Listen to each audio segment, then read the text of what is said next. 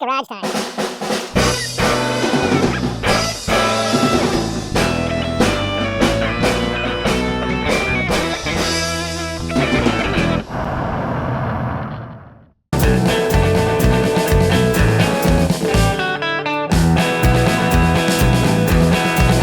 Hey everybody, it's your old pal Rob, and while I am in a garage, it's not my garage.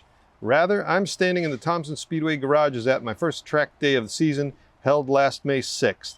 I'm posting things a bit out of sequence here, since there was still a bunch of prep work that went into getting to the track that day, including building the trailer and adding the trail hitch to the SS, and you will see those efforts in the next couple of episodes. But I did want to get this track day highlight reel posted before too much more time went by. So with that in mind, let's join me giving the usual extemporaneous jump cut expo. Hey, another motorcycle track day, my first one of 2024. Hopefully it'll go better than the last one. Got my setup, the bike's all good. My trailer rig towed perfectly. Anyway, I gotta go park the car. And with tow rig successfully parked, I geared up for the 9:45 lapping session. Red Group was full, maybe twice as many bikes as my first track day last August. I figured this was because it was the first track day of the year and everyone was super excited to join in, as well they should have been. Our 6 bike follow the leader group took off after our instructor.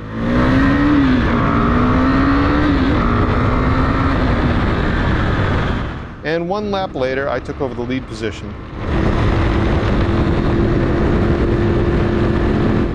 Heading into turn 6, I got a bit offline and was thus admonished, back in line, you.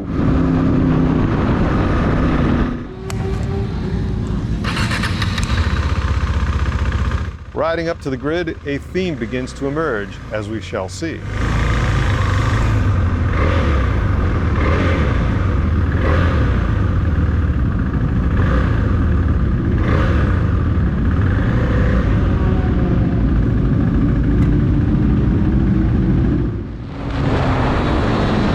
I have always been of the opinion that if you're going to scare the crap out of yourself, it's best to get it out of the way early, which I did by making the classic mistake of thinking I'd entered the turn too hot and then grabbing a big handful of front brake, which stood the bike up and sent me off into the kibble. Hello, corner worker.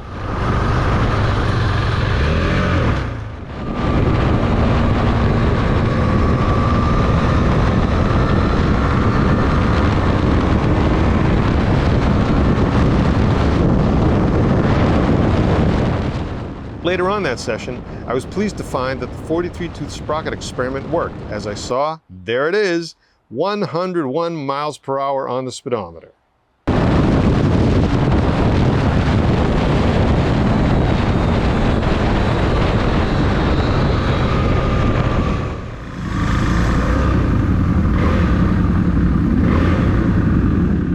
Once again, arriving at the grid, not quite dead last. Almost. Wasn't trying hard enough, I guess. Given the number of riders in Red Group, we did often find ourselves stacked up in the turns. Here, I haul down the front straight and arrive at turn 1 having caught up to a line of 8 bikes ahead of me.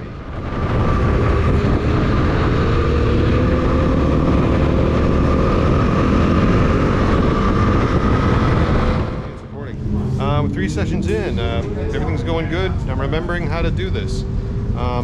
The bike is performing really well. I had to go up 1 click each on compression and rebound because it was wiggling a little bit as it was wiggling a little bit when I would load the front end. The front brake was, I don't know, felt like it was getting a little soft at the end of the session. Now that it's cooled down, it seems okay. So hopefully I won't need to put pads on it. Maybe, you never know. It's doing all right. It's behaving as though that crash in September never happened. Okay, I got another session in another 20 minutes or so, something like that. Let's take a look. Ooh, 15 minutes. Better gear up.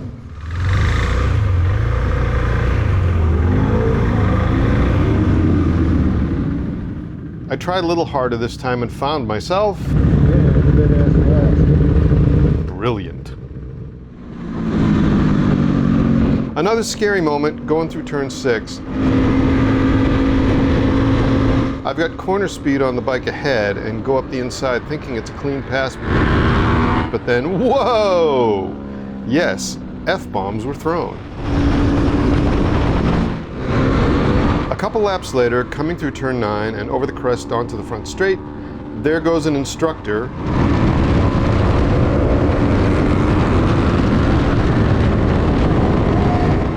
Then a couple other riders who've got the motor on me.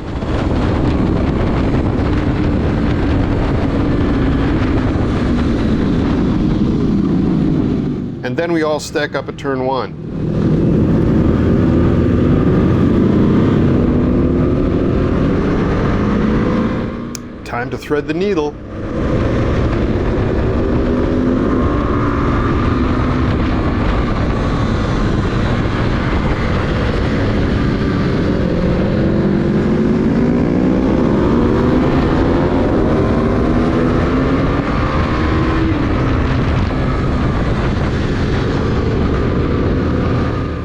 And then swim around turn 4 a bit.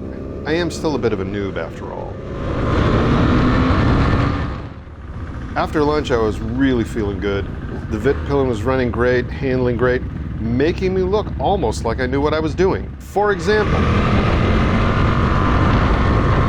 I spent a lap following the rider ahead here, who, I'm sure you've heard this one before, had the motor on me. I lost some momentum when I had to back out of it as they moved left over the crest.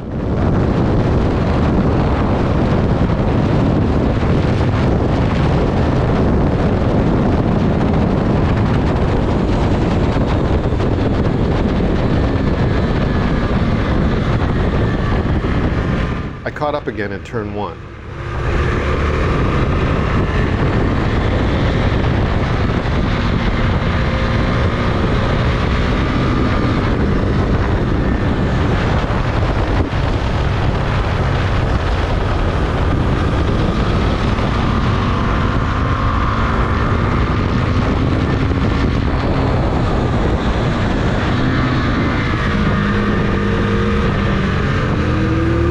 Anyway, they went wide around 4, opening up a passing opportunity.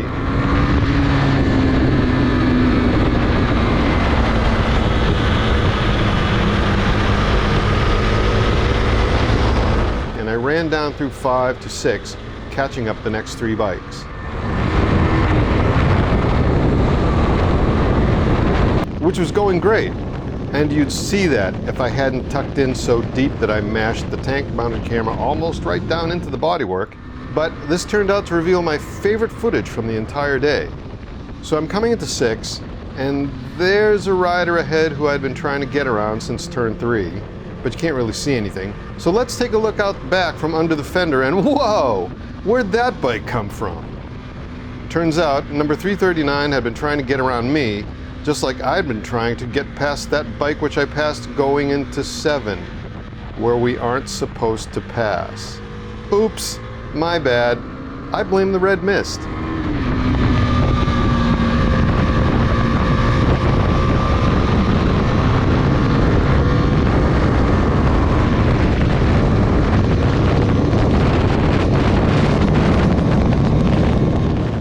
I ran down the front straight, and 339 had gotten past that other bike, and here comes 339 with maybe 20-25 miles an hour in hand over me.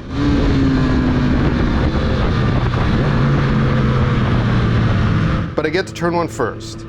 You can really hear 339's 4-banger growling. Turns out though, that while 339 has motor, it seems like I've got corner speed.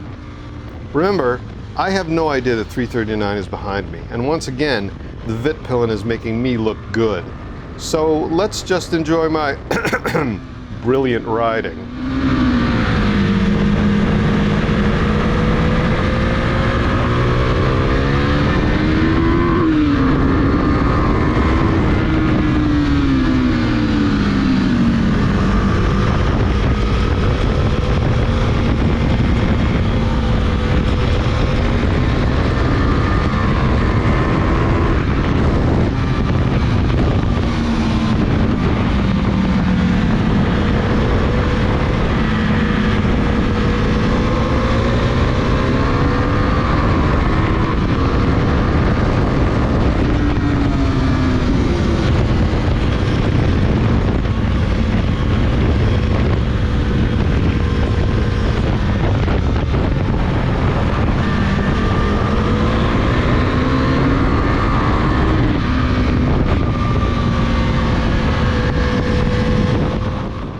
Then we come over the crest onto the front straight, and even though I've pulled out 4 to 5 bike lengths, 339 just screws it on and bye-bye. Still, I feel like this was the best riding I'd done all day. Pardon me, gentlemen. Have fun. Thank you.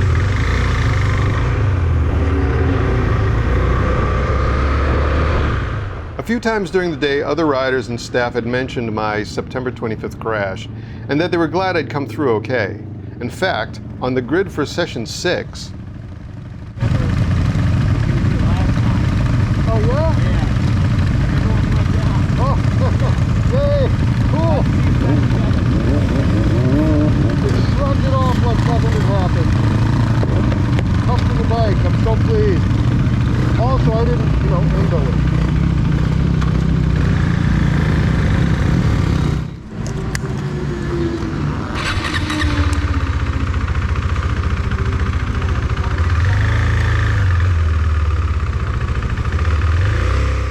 So for the last red group lapping session of the day, I absolutely tried hard enough and got to the grid second to last, but was waved off from the pit lane dead-ass last for real, so score! Lasties! Far out. Oh boy, I gotta pass all those people.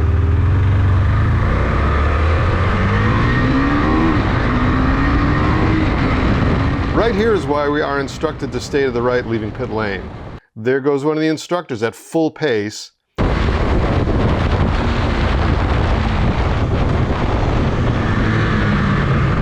And there goes one of the other riders who'd gotten to the grid at least 10 minutes before I did.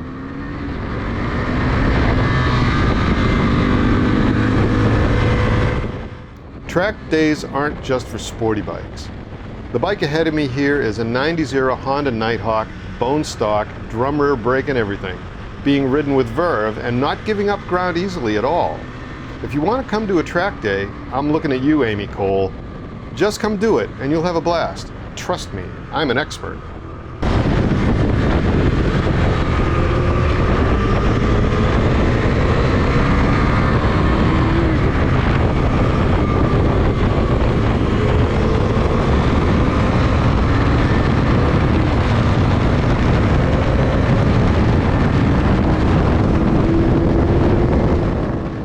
And lastly, just because I was so happy my experiment worked, there it is again. 101 miles per hour on the Speedo.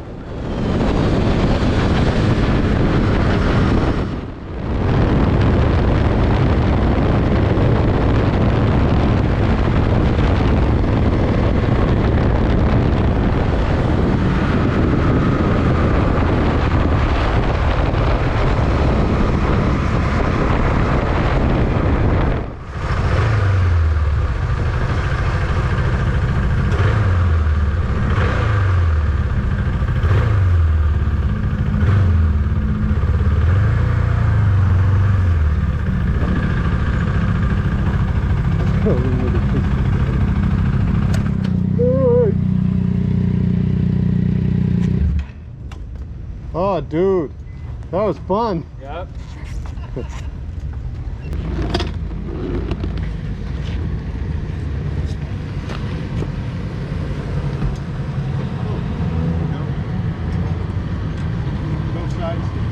Yeah. Every gram. Did. So the day ended, the bike ran great, I improved on a couple skills, I had the usual great time, and somehow wound up being one of the last to leave the garages. It was, in fact, a full day. My next CYclesmith event is July 3rd and 4th at Palmer Motorsports Park in Palmer, Mass. Wait, did I actually get this posted before that event? Well, damn, how about that? So, as always, thank you for watching. I hope you enjoyed the video. Please like and subscribe. And I'll see you around the channel. 1, 2, 3, 4.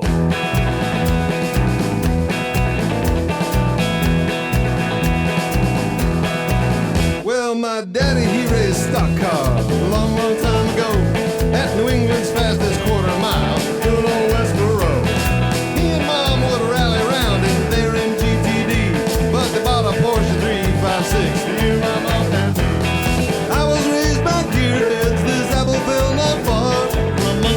Mercedes tillage, messing around with cars.